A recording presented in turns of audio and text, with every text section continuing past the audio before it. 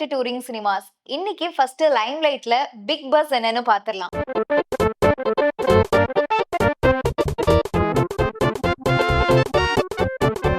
Last one day ஃபுல்லாமே எல்லாரும் பேசிட்டு இருக்கக்கூடிய ஒரு விஷயம் என்னன்னா, அல்லு அர்ஜுனுடைய அரெஸ்ட் பத்தி தான். முதல்ல அவங்கள அரெஸ்ட் பண்றாங்க அப்படின்னு சொன்னதே வந்துட்டு ஒரு மிகப்பெரிய பேசும் பொருளா மாறி இருந்துச்சு. இதெல்லாம் ரொம்ப அநியாயங்கிற மாதிரி ராஷ்மிகால ஆரம்பிச்சு நிறைய பேர் வந்துட்டு அவருக்கு சப்போர்ட் பண்ணி பேசியிருந்தாங்க.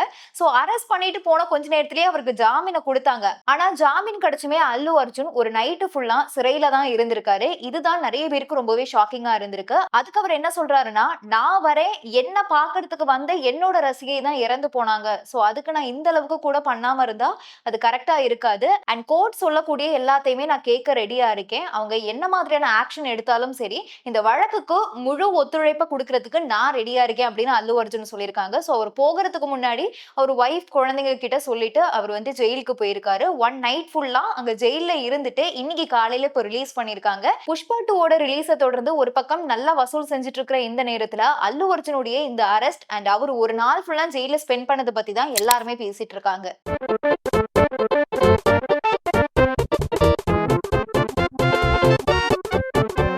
சோ அடுத்த செக்மெண்டா மினி அப்டேட்ஸ் என்னன்னு பாத்துரலாம்.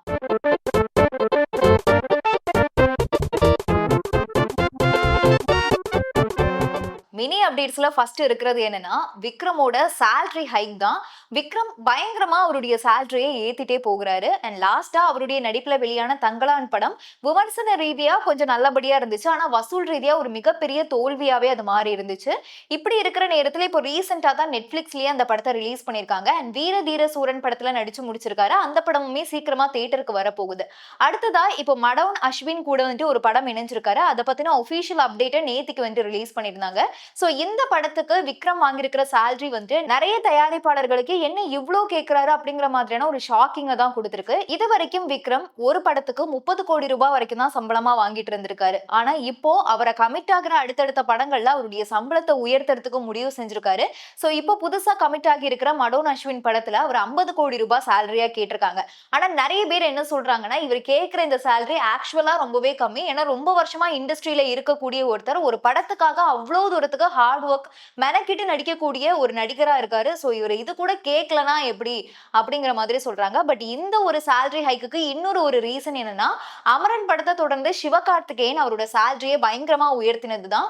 சிவகார்த்திகேயனும் அவரோட அடுத்தடுத்த படத்துக்கு சேலரி இன்க்ரீஸ் பண்ணிருக்காரு. இது வரைக்கும் அவர் ஒரு படத்துக்கு 30 இருந்து 40 கோடி வாங்கிட்டு வந்த நிலையில அவர் அடுத்து கமிட் ஆக போற படங்கள் எல்லாத்துக்குமே 50 கோடி ரூபாய் அவருமே சேலரி கேட்டிருக்காங்க. இது கிட்டத்தட்ட தனுஷ், சூர்யா இவங்க எல்லாருமே வாங்கக்கூடிய ஒரு சம்பளமாவும் இருக்கு. நயன்தாரா அவங்களோட டாக்குமெண்ட்ரியில கூட பிரபுதேவா பத்தின எந்த ஒரு விஷயத்தையும் பெருசா ஷேர் பண்ணியிருக்க மாட்டாங்க. ஆனா ரீசெண்டா அவங்க கொடுத்த ஒரு இன்டர்வியூல பிரபுதேவா வந்ததுக்கு அப்புறம் அவங்களோட லைஃப் எப்படி மாறிச்சு, அவங்களோட கெரியர் எந்த அளவுக்கு மாறிச்சு அப்படிங்கறத அவங்க சொல்லியிருக்காங்க. அவங்க பிரபுதேவாவை கல்யாணம் பண்ணா அந்த நேரத்துல அவங்களுக்கு இந்த டிவோர்ஸ், செகண்ட் மேரேஜ், அப்புறம் கல்யாணம் ஆன ஒருத்தங்க இன்னொரு ரிலேஷன்ஷிப்ல இருக்கிறது, இதெல்லாம் ரொம்ப சகஜமான விஷயம், நார்மலான ஒரு விஷயம் தான். இதுல சரி தப்புன்னுலாம் எதுவுமே கிடையாது அப்படின்னு தான் யோசிச்சிருந்தாங்களாம். ஆனா ஒரு கட்டத்துக்கு மேல அவங்களுக்கு இதெல்லாம் தப்புன்னு தோணினதுனால அவங்களே விலகி வந்துட்டாங்களாம். அண்ட் அந்த ஒரு ஹார்ட் பிரேக் நடந்ததுக்கு அப்புறமா தான் தன்னோட கேப்பபிலிட்டிஸ் என்ன அப்படிங்கறது அவங்களுக்கு புரிஞ்சு அவங்க இன்னைக்கு ஒரு முக்கியமான ஒரு பொசிஷன்ல வந்து நிக்கிறத அவங்க சொல்லியிருக்காங்க. பட் மீன் வைல் இதை பார்த்துட்டு நிறைய பேர் என்ன கேட்கறாங்கன்னா, இல்லையே நீங்க பிரிஞ்சதுக்கு காரணம் வேற தானே, அவங்களோட பசங்களை நீங்க பார்க்க கூடாதுன்னு சொன்னதுனால தானே பிரிஞ்சீங்க, இதையே வந்துட்டு நீங்க மென்ஷன் பண்ணவே இல்லை அப்படின்னுமே நிறைய பேர் குவெஸ்டின் பண்ணிட்டு வராங்க. நயன்தாரா பத்தின இன்னொரு ஒரு சுவாரஸ்யமான விஷயமே அவங்களே சொல்லியிருக்காங்க. என்னன்னு கேட்டீங்கன்னா, அவங்க ஆக்சுவலா இப்போ 6th ஜெனரேஷன் ஆக்டர் கூட நடிச்சுக்கிட்டு இருக்கிறதா சொல்றாங்க. அவங்க நடிச்ச ஃபர்ஸ்ட் ஜெனரேஷன் ஆக்டர் யாருன்னு கேட்டா நம்ம எல்லாருக்குமே தெரியும். சூப்பர் ஸ்டார் ரஜினிகாந்த், மோகன்லால், மம்முட்டி இவங்க எல்லாரும் தான். அதுக்கு அடுத்ததா செகண்ட் ஜெனரேஷன் ஆக்டர்னு பார்த்தோம்னா விஜய், அஜித் இவங்க எல்லாம் கூட. அதுக்கு அடுத்ததா தேர்ட் ஜெனரேஷன் ஆக்டரா சூர்யா, விக்ரம் கூடவும் படம் பண்ணிருக்காங்க.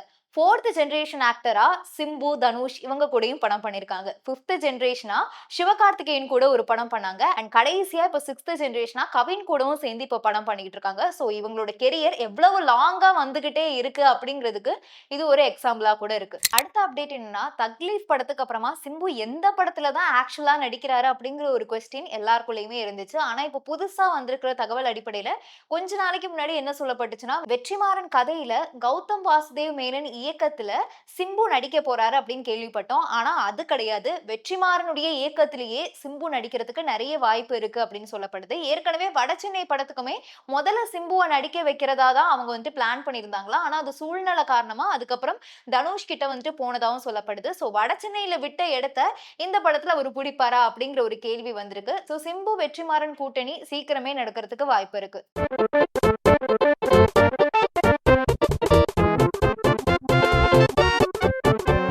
அடுத்து டாக் பேக் செஷன்ல என்னெல்லாம் கொஸ்டின்ஸ் இருக்குன்னு பாத்துரலாமா?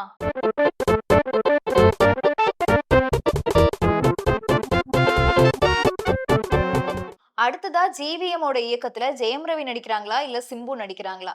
இது வந்துட்டு ரொம்ப நாளாவே எல்லாருக்குமே இருக்கிற ஒரு டவுட். ஏன்னா ரீசென்ட்டா வந்துட்டு மாத்தி மாத்தி சொல்லிட்டு இருந்தாங்க. ஜிவிஎம் ஜெயம் ரவிய வச்சு தான் ஒரு படம் பண்றாரு. இல்ல சிம்புவ வச்சு தான் ஒரு படம் பண்றாரு. அது விண்ணை தாண்டி வருவாயா 2வா கூட இருக்கும். இந்த மாரி நெறைய காசிப்ஸ் இருக்கு. ஆனா நெக்ஸ்ட் ஜெயம் ரவி கூட ஒரு படம் வர்றதுக்கு தான் நெறைய வாய்ப்பு இருக்கு. ஏன்னா வெற்றிமாறனோட இயக்கத்துல சிம்பு நடிக்க போறாரு. அதே நேரத்துல வெற்றிமாறனோட கதையில ஜிவிஎம் இயக்கத்துல ஜெயம் ரவி நடிக்கிறதுக்கு நெறைய வாய்ப்பு இருக்கிறதா தான் இப்போ கிடைக்கக்கூடிய அந்த தகவல் அடிப்படையில சொல்ல முடியுது. மாதவன் பென்ஸ் படத்துல நடிக்கிறாரா இல்லையா? இதுதான் ஆக்சுவலா கொஞ்ச நாளைக்கு முன்னாடி என்னன்னா, மாதவன் வந்துட்டு பென்ஸ் படத்துல வில்லன் ரோல்ல நடிக்க போறாரு அப்படின்னு ஒரு நியூஸ் வந்திருந்துச்சு. ஆனா அது வந்துட்டு அவருக்கே ஒரு நியூஸா இருந்திருக்கு அப்படின்னு தான் இப்போ ரீசென்ட்டா சொல்லியிருக்காரு. ஏன்னா பென்ஸ் படத்துல மாதவன் வந்துட்டு கமிட் ஆகுறதுக்கு முன்னாடியே மாதவன் நடிக்க போறாங்க அப்படின்னு சொன்னோனே அவருக்கே ஷாக் ஆகிருச்சு. நம்மள யாரும் கூப்பிடவே இல்லையே, யாரை கேட்டு இந்த மாதிரிலாம் நியூஸ் போடுறாங்கங்கிற மாதிரி தோணுச்சு. அதுக்கப்புறமா அவர் என்ன சொல்லியிருக்காருன்னா, உண்மையிலேயே எனக்கு எல்சியூல நடிக்கணும்னு ரொம்ப ஆசை தான்.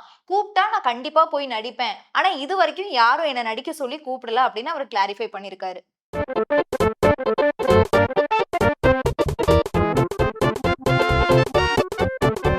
சோ இன்னைக்கான அப்டேட்ஸ் இதெல்லாம் தான். நாளைக்கு இன்னும் நெறைய அப்டேட்ஸோட உங்கள வந்து சந்திக்கிறேன். until then bye from அஸ்வந்திதா.